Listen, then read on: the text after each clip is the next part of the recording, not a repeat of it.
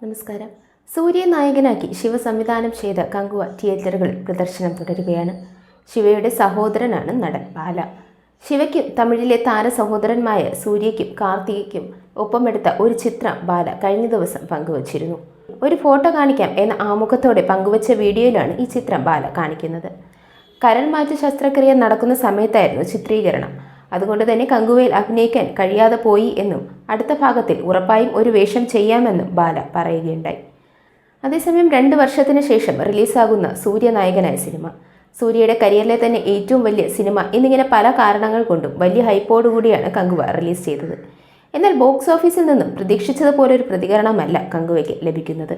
ചിത്രത്തിലെ പശ്ചാത്തല സംഗീതവും സൗണ്ട് മിക്സിങ്ങും എല്ലാം കടുത്ത വിമർശനങ്ങളാണ് നേരിട്ടത്.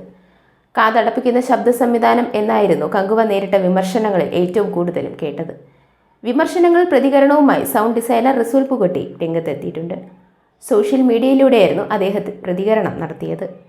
സിനിമയിലെ സൗണ്ടിനെക്കുറിച്ച് ഇതുപോലൊരു റിവ്യൂ കാണേണ്ടി വന്നത് ഹൃദയഭേദകമാണ്. നമ്മുടെ കലാമികവ് ഈ ലൗഡ്നസ് വാറിൽ കുരുങ്ങിക്കിടക്കുകയാണ്. ഇതിൽ ആരെയാണ് കുറ്റപ്പെടുത്തേണ്ടത്? ശബ്ദമൊരുക്കിയ ആളെയോ അതോ ഓരോരുത്തരുടെ അരക്ഷിതാബോധം പരിഹരിക്കുന്നതിന് അവസാന നിമിഷം കൊണ്ടുവന്ന തിരുത്തലുകളെയോ? ഈ പ്രശ്നങ്ങളെ ഉച്ചത്തിൽ തന്നെ അഭിസംബോധന ചെയ്യണം. തലവേദനയുമായി പ്രേക്ഷകർ ഇറങ്ങിപ്പോയാൽ ഒരു സിനിമയ്ക്കും റിപ്പീറ്റ് വാല്യൂ ഉണ്ടാകില്ല എന്നാണ് അദ്ദേഹം പറയുന്നത്.